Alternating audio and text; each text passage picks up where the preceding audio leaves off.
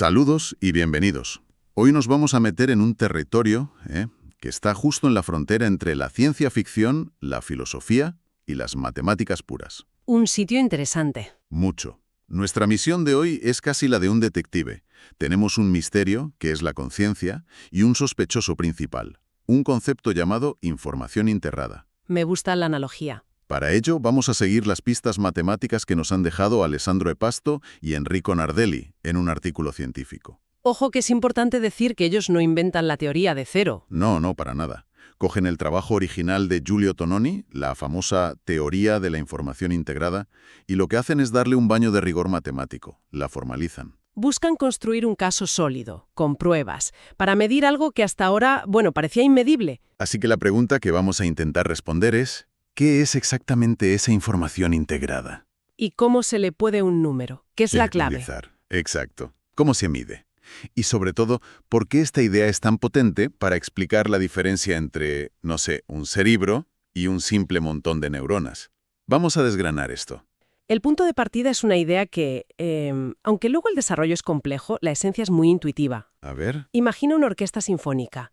La experiencia de escuchar la sinfonía entera es infinitamente más rica que escuchar a cada músico tocar su parte por separado. Claro, uno detrás de otro, no tiene nada que ver. Pues esa riqueza adicional, esa magia que surge solo cuando todos interactúan, es lo que la teoría intenta capturar y medir. O sea, Sostiene que la información que genera el sistema como un todo es mayor, mucho mayor, que la simple suma de la información de sus partes si estuvieran aisladas. Es una medida matemática de la sinergia. y el objetivo final, como decíamos, es nada menos que la conciencia. La teoría postula con una ambición, enorme, que un sistema es consciente en la medida en que puede hacer eso. Integrar información. Justo. No se trata solo de procesar muchísimos datos, que eso ya lo hace un superordenador. No. Es tejerlos en un todo coherente, indivisible. Exacto. Y para empezar a construir ese edificio teórico, para poder ponerle números a esa sinergia, necesitamos colocar el primer ladrillo. El primer concepto. Sí, uno clave que el artículo define como información efectiva. Sin entender bien esto, todo lo que viene después se queda un poco en el aire. Sí, me fijé en eso.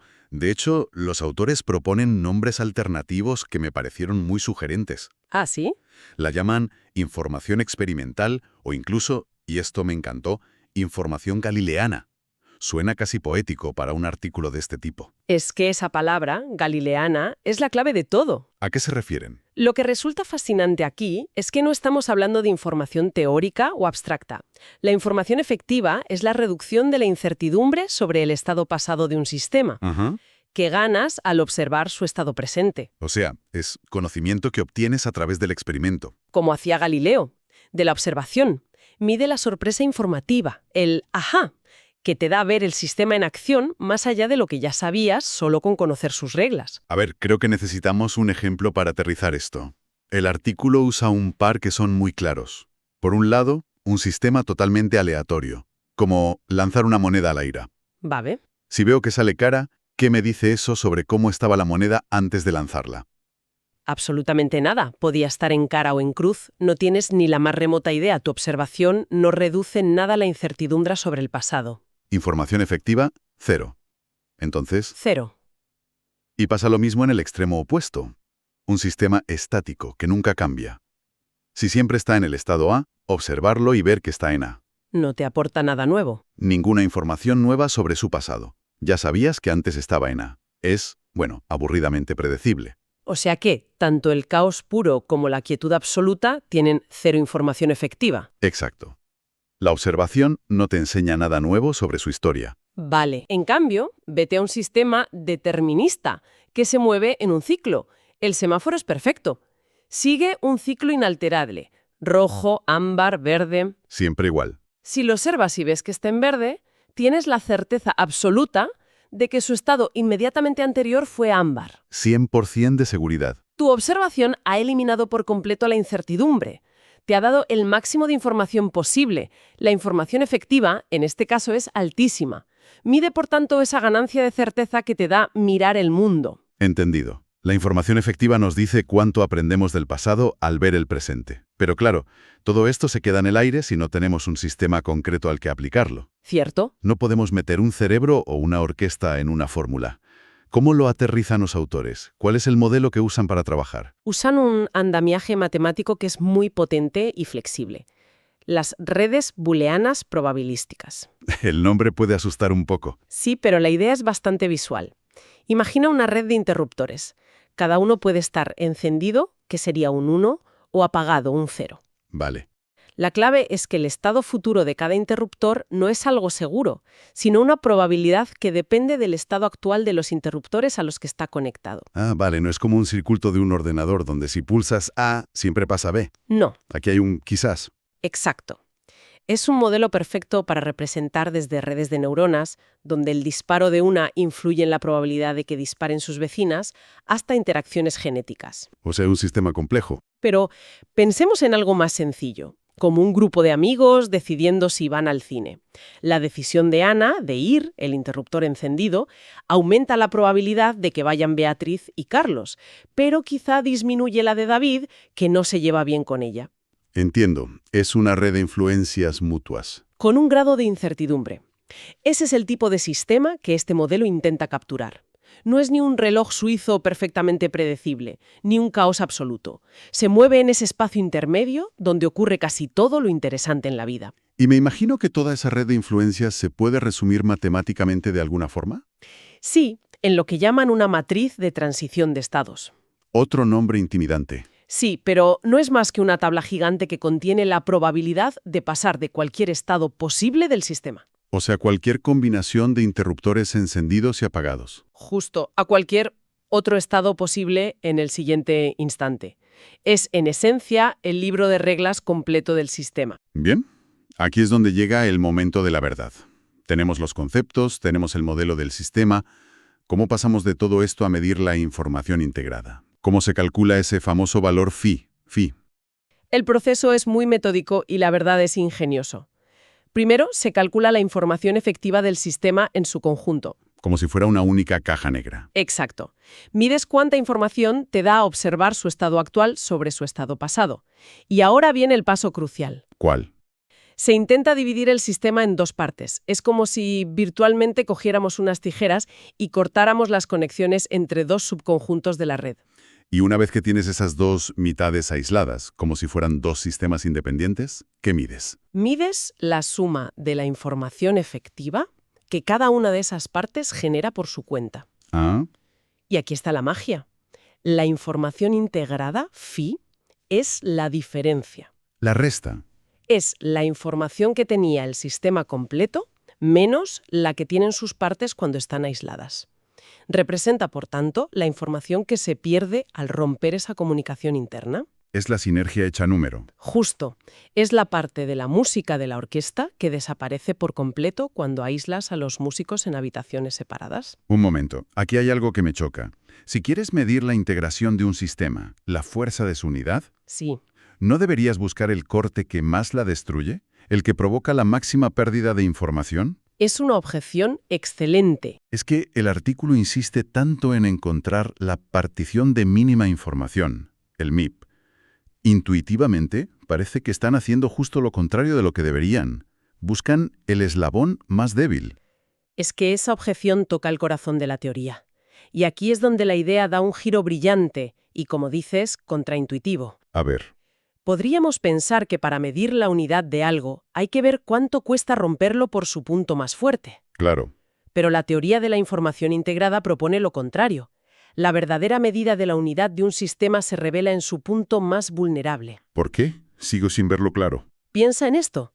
Un sistema realmente integrado no tiene partes en un sentido funcional. Es un todo. ¿Vale? La teoría dice que la verdadera integración es tan fuerte como su eslabón más débil. Para medir la unidad real del sistema, no buscas el corte que más lo destroce. Sino el que menos daño le haga. Exacto, la fractura más natural o limpia que puedas imaginar. Se buscan todas las formas posibles de dividir el sistema en dos y se elige aquella división que provoca la menor pérdida de información. Y entonces, Y si incluso en ese punto, en su fractura más suave, la pérdida de información, o sea, el valor de phi, es enorme, entonces sabes que estás ante algo verdaderamente unificado e indivisible. vaya, Es una idea muy potente. ahora lo entiendo. Es como decir, Voy a intentar dividir esto de la forma más suave posible. Y si aún así se rompen 1000 pedazos y pierde toda su esencia, es que era un todo inseparable. Esa es la lógica. ¿Es un cambio de perspectiva total? Has dado en el clavo. Si incluso en su punto más débil el sistema pierde mucha información al ser dividido, significa que está muy, muy integrado. De acuerdo. Me has convencido. Es elegante. Pero antes de dejarnos llevar, cualquier modelo científico necesita pasar una prueba de realidad básica. Por supuesto. El artículo dedica una sección a ofrecer la primera prueba formal de que un sistema desconectado tiene una información integrada de cero. Parece de sentido común, pero ¿por qué es tan importante demostrarlo matemáticamente? Es lo que en ciencia se llama una sanity check. Una comprobación de cordura. Sí, una comprobación de que tu modelo no produce resultados absurdos. Y es fundamental. Si tu teoría sobre la conciencia integrada sugiriera que dos cerebros en habitaciones separadas, sin ninguna comunicación, pudieran formar una única conciencia, Sabrías que la teoría está rota. inmediatamente. Demostrar que phi es cero para sistemas desconectados alinea el modelo matemático con esa intuición básica irrenunciable sobre lo que significa estar separado. Confirma que yo no comparto conciencia con mi vecino, por mucho que vivamos en el mismo edificio. Exacto. Parece una obviedad, pero en física y matemáticas, si tu modelo no es capaz de demostrar las obviedades, está roto desde la base. Totalmente. La demostración matemática, en esencia, lo que muestra es que para dos partes independientes, la incertidumbre total del sistema, la entropía, es simplemente la suma de las incertidumbres de cada parte. No hay sorpresas, no hay sinergia. Nada. Y al aplicar la fórmula de phi, que recordemos es la información del todo menos la suma de la información de las partes, Los términos se cancelan. se cancelan perfectamente y el resultado es cero. La matemática confirma la intuición. Sin interacción no hay integración. El modelo pasa esta prueba fundamental. Bien, hagamos un repaso de este viaje, que ha sido denso pero muy revelador. Empezamos con una pregunta casi filosófica sobre la conciencia. Y encontramos un marco matemático que propone medirla como información integrada o phi. Con esa idea central. La idea de que un sistema verdaderamente integrado genera más información como un todo que la que generarían sus partes por separado. Es la cuantificación de la sinergia. Y el punto que para mí ha sido el más sorprendente y brillante. Hemos aprendido que esta cualidad se mide de una forma contraintuitiva, buscando el eslabón más débil del sistema. Se busca la partición que causa la mínima pérdida de información. Y si esa pérdida ya es grande, el sistema está muy integrado. De que los sistemas compuestos por partes independientes que no interactúan tienen, como debe ser, un valor de phi igual a cero. Lo cual ancla la teoría en la realidad lógica. Exacto. Entonces, para terminar, esto me deja con una reflexión final que es casi inevitable. La teoría describe los sistemas con un valor de phi positivo como complejos. Ajá. Y de hecho sugiere que nuestra propia conciencia es el complejo principal que emerge de la actividad de nuestro cerebro. Cierto. Pero la matemática es agnóstica, no le importa si los interruptores de la red son neuronas, transistores de silicio o cualquier otra cosa. Es una implicación muy profunda. Exacto. Si esta medida es objetiva, ¿qué pasa con otros sistemas complejos no biológicos? Buena pregunta. Si llegáramos a construir una inteligencia artificial con un nivel de interconexión interna suficientemente denso, donde cada parte influye causalmente en el resto de una forma intrincada e irreductible, según este marco matemático, ¿en qué punto tendríamos que empezar a considerar que posee un nivel de información integrada distinto de cero? Y sobre todo, ¿qué implicaría eso? Esa es la pregunta. Tendríamos que empezar a hablar, aunque fueran un grado mínimo, de una forma de experiencia sintética. Ahí queda la reflexión. Gracias por acompañarnos en esta exploración.